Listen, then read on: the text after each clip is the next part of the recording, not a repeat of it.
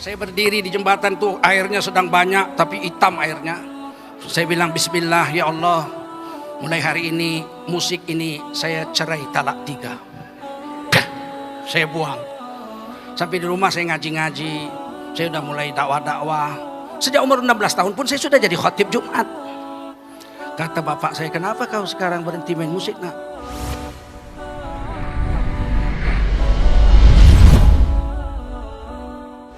Saya umur 4 tahun, saya tidak mau bangga, saya mau cerita saja pengalaman saya. Saya ini orang yang hijrah juga. Umur 4 tahun saya diantar ibu saya ke surau untuk belajar ngaji, baca Quran. Kawan-kawan yang lain besar-besar. Mau pulang ambil sendal, didorong, saya campak masuk paret. Orang umur 4 tahun, untung paret zaman itu airnya jernih. Kalau sekarang ikan aja pingsan apalagi orang. Guru saya itu langsung loncat ke dalam paret itu, diangkat, saya digendong, dibawa pulang saya ke rumah. Karena bapak saya bos di situ. Begitu sampai, ini pak, anak bapak jatuh ke paret. Kata guru saya, bapak saya mau marah sama guru itu nggak jadi marah karena guru juga basah juga. Begitu sampai guru itu pulang dia bilang apa? Khot fardoma, berhenti ngaji. Sudah tahu banyak orang-orang tidak beres, berhenti ngaji. Ibu saya gendong saya bawa kamar mandi, saya dimandikan, disabuni.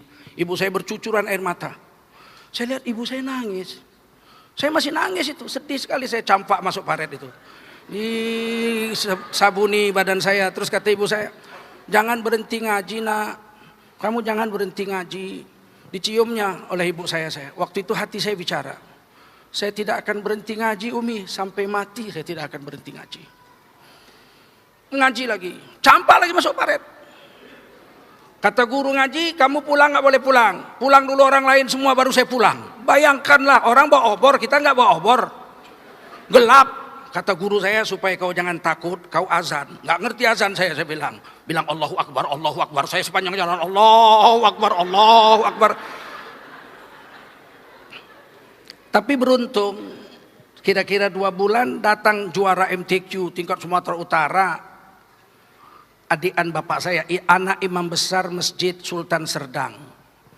Jadi bapak saya, kawan-kawan kecilnya lah, dia bilang, Nasir, kamu harus ajari anak saya, supaya anak saya nggak masuk paret lagi. Akhirnya saya sendiri ngaji kepada guru saya ini, dan beruntung, akhirnya saya bagus baca Quran. Umur 8 tahun saya sudah jadi imam di desa saya. Dan sudah juara MTQ, tingkat kecamatan dan seterusnya, sampai ke provinsi. Membahagiakan sekali hidup waktu itu. Akhirnya saya jadi pembaca Quran. Setiap ada Maulid Nabi Isra Mi'raj di kota Medan, saya pembaca Qurannya.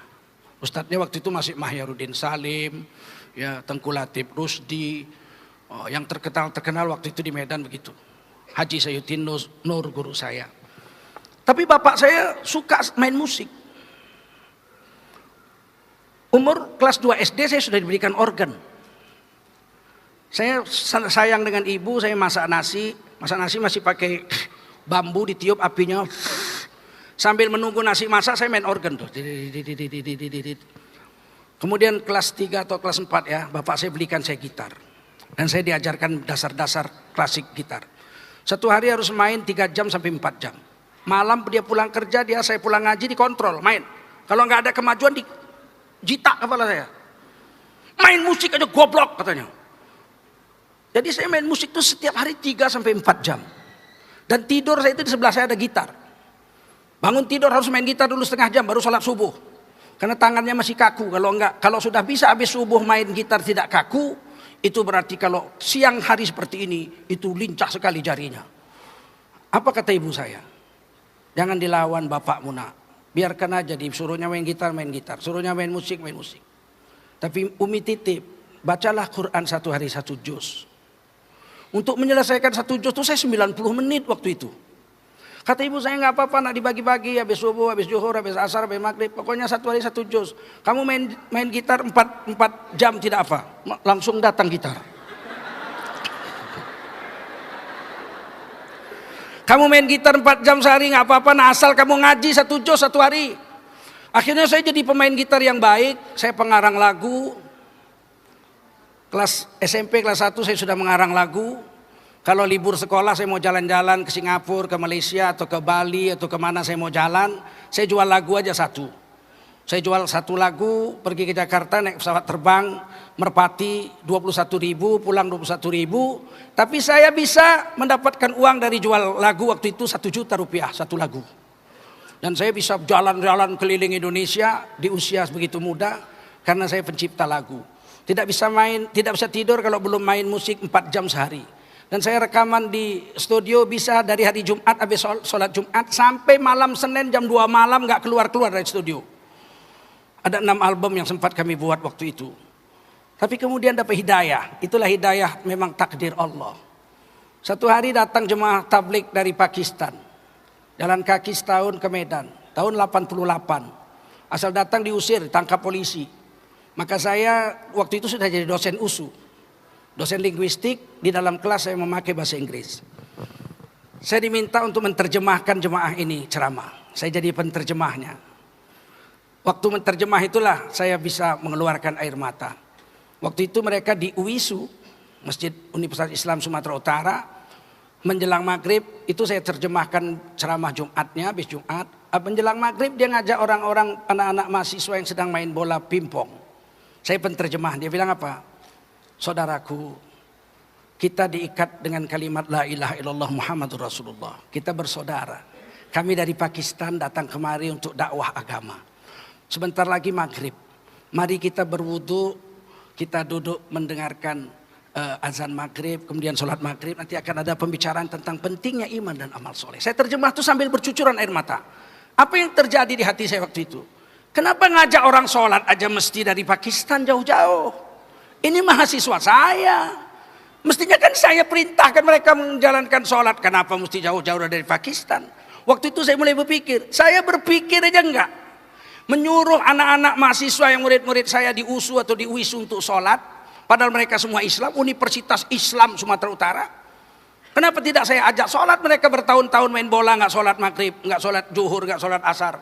Berpacaran sesama mereka. Tidak ada pemikiran pun tidak ada. Saat itu saya pulang, saya menangis di rumah, saya bilang, saya mesti ikut dakwah ini. Maka saya gunakanlah diri saya untuk dakwah. Dengan harta, bayar sendiri, makan, bayar sendiri. Dan disitulah saya mengambil keputusan untuk fokus ke agama. Walaupun dari kecil saya belajar agama, belajar fikih, semua guru-guru tua, guru saya di Sumatera Utara ini. Tapi saya harus berhentikan, sebab kalau mendengar musik, saya gemetar. Seluruh musik itu, mulai dari suara pianonya, violanya, flutnya, obonya, trompetnya, trombonnya atau karnonya. Saya hafal semua sebab saya 7 tahun di RRI dan di TVRI itu penyanyi orkestra. Dan saya bisa main musik sehingga saya tahu. Tang, teng, tongnya pun saya dengar, saya hafal. Partitur, partisinya situ saya ngerti. Setiap orang nyanyi saya main piano gitu, saya tulis akordnya. Selesai dia nyanyi, ulang nyanyi saya sudah bisa main, mengiringnya dengan pas. Solfegionya begitu tinggi. Bagaimana saya harus mengejar agama saya kalau saya tetap main musik? Maka saat itu bismillah, gitar kesayangan saya itu saya bawa ke sungai Kera, Paret Busuk katanya di Medan. Saya berdiri di jembatan tuh, airnya sedang banyak tapi hitam airnya. Saya bilang bismillah ya Allah, mulai hari ini musik ini saya cerai talak 3. Saya buang. Sampai di rumah saya ngaji-ngaji, saya udah mulai dakwah-dakwah. Sejak umur 16 tahun pun saya sudah jadi khatib Jumat. Kata bapak saya, kenapa kau sekarang berhenti main musik nak? Saya harus memilih papi, saya panggil papi. Harus memilih papi. Ini nampaknya saya harus fokus dulu ke agama. Apa yang terjadi 88, 89, 90, 91, 92 saya kawin. 93, 94 barulah saya setiap mendengar lagu tidak ada lagi rasa apa-apa di dalam dada saya. Jadi menghilangkannya saja saya 6 tahun itu. Meskipun saya sudah berhenti main gitar sejak 88, ternyata setan gak hilang. Waktu saya mau ditangkap di Korea, ada pengaduan bahwa saya itu ISIS. Saya main gitar di Korea, kebetulan ada gitar di tempat saya ceramah. Ternyata belum hilang juga itu permainan gitar itu. Meskipun tidak sehebat waktu saya masih latihan 4 jam sehari, tapi percayalah, dia tetap ada juga, dia mengendap di dalam hati. Yang membuat saya semakin yakin saya harus berhenti main musik. Pada tahun saya ditabrak mobil. Saya pingsan, dibawa ke rumah sakit 4 jam. Dokter yang menangani saya orang Kristen. Di kantong saya ada Quran kecil, selalu saya bawa. Sebelum ada HP, Quran saya selalu saya kantongi. Setelah ada HP, pakai HP saja. Maka waktu itu saya pingsan. Saya sadar dari habis Isya itu ditabrak mobil jam 12 malam. Waktu jam 12 malam saya sadar, suster bilang, "Pak dokter, sudah sadar pasiennya. Ini kepala dijahit." Kata dokter, Pak Ustadz, rumahnya yang bisa ditelepon nomor berapa?" Saya bilang 815-915. Telepon ibu saya, jangan istri saya. Ibu saya perawat. Biasa ibu saya merawat orang. Bilang sama ibu saya tabrakan, tapi jangan sama istri saya. Telepon ibu saya bicara. Baru kata dokter, anak ibu ditabrak mobil, pingsan, sekarang sudah sadar. Ibu saya mengejar ke rumah sakit. Begitu sampai rumah sakit, apa yang saya dengar? Dokter bilang, "Bu, anak ibu hafal Quran?" "Tidak," kata ibu saya. "Cuman dia dari kecil memang biasa baca Quran, tapi tidak hafiz 30 juz. Paling beberapa juz saja." Baru saya bilang, "Mana Quran saya?" Jubah saya digantung itu. "Mana Quran saya?" Ambil. Saya lihat berdarah-darah Quran itu.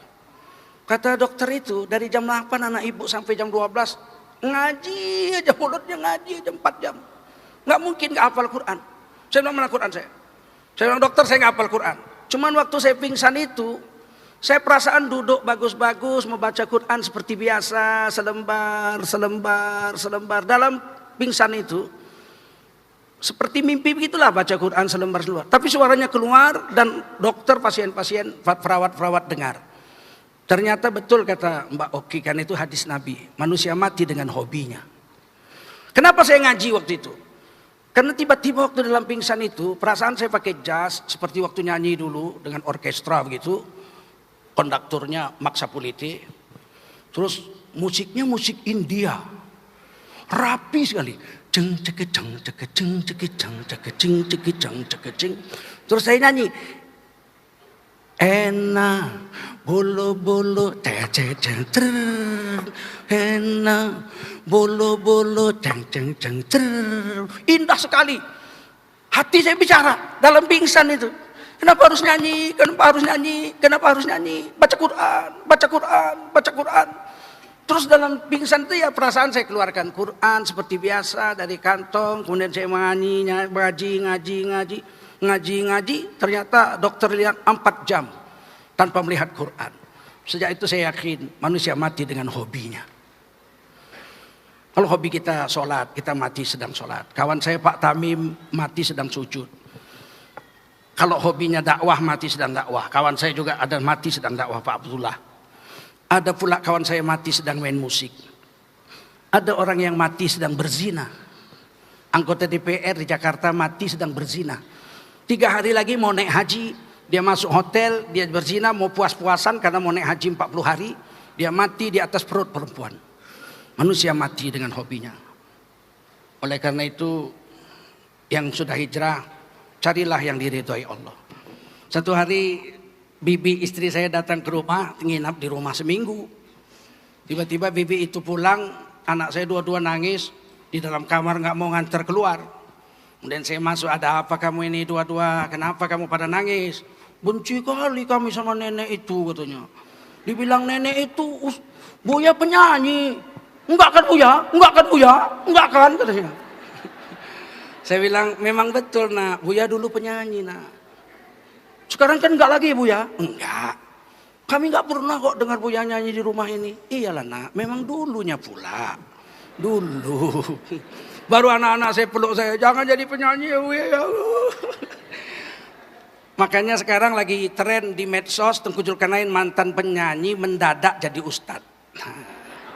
Saya bilang dia salah. Saya belajar Quran, belajar ngaji dari kecil. Belajar fikih, semua guru tua di sini guru saya. Syekh Mahmud Syahabuddin, saya belajar kitab Mahalli. Syekh Dahlan Musa dari Matan Takrib sampai Kifatul Akhyar. Syekh Jalaluddin Abdul Muthalib Mufti Kerajaan Delhi, guru saya ngaji kitab Tafsir Ibnu Katsir. Terus guru-guru yang lain, Arifin Isya, Syekh Arifin Isya saya ngaji Minhajul Abidin, kitab Imam Ghazali. Jadi saya betul-betul mengaji, belajar bahasa Arab dari Syekh Martubung. Ya, Itu guru saya Azhari Al-Martubung di depan Coca-Cola Jalan Belawan. Juga saya belajar fikih I'anatul Thalibin dari Syekh Hasan Maksum, guru di Masjid Agung, dan seterusnya. Jadi nggak ada mendadak. Percayalah tuan-tuan, agama tidak bisa instal. Kalau jadi tentara palsu bisa. Modal badan tegap, rambut cepak, pakai baju loreng, dia udah bisa cari duit kesana kesini. Walaupun tertangkap juga, tentara palsu mungkin setahun 2 tahun baru tertangkap. Polisi palsu bisa, model badan kekar, rambut cepak, beli baju dinas polisi, modal sempit, sudah bisa nyetop orang, sudah bisa mentilang orang, pakai surat tilang palsu. Walaupun mungkin 5 bulan, 6 bulan kemudian dia tertangkap polisi palsu. Tapi kalau ustadz palsu udah bisa. Belum amma ba'du udah ketahuan. Belum amma ba'du. Baru alhamdulillah, la kalau kata illa billah, udah ketahuan. Udah ketahuan. Oleh karena itu saya ingin beritahu, saya salah-salah main gitar enggak sedih saya. Tadi salah-salah melodi udah enggak betul. Enggak sedih, saya tinggalkan lama kok. Itu cuman saya mau buktikan bahwa setan belum hilang. Kalau saya latihan 2 jam aja enggak ada salah lagi saya main itu. Begitulah setan masih ada tetap di sini. Dan dia akan kembali ketika kita sakaratul maut. Bisakah kita memilih mati dengan cara husnul khotimah atau mati dengan cara yang menyesatkan seperti yang pernah saya alami waktu pingsan? Masuk lagu orkestra Ena Bulu Bulu, tapi ternyata waktu pingsan itu ruh saya memilih baca Quran. Saya tidak tahu besok ketika saya betul-betul sakaratul maut, apakah ruh saya akan memilih mati dalam keadaan membaca Quran atau mati dalam keadaan menyanyi. Tolong doakan saya dan mari kita bersama-sama berdoa. Semoga kiranya kita istiqamah dalam hijrah ini dan kita mati dalam ridha Allah Subhanahu wa taala.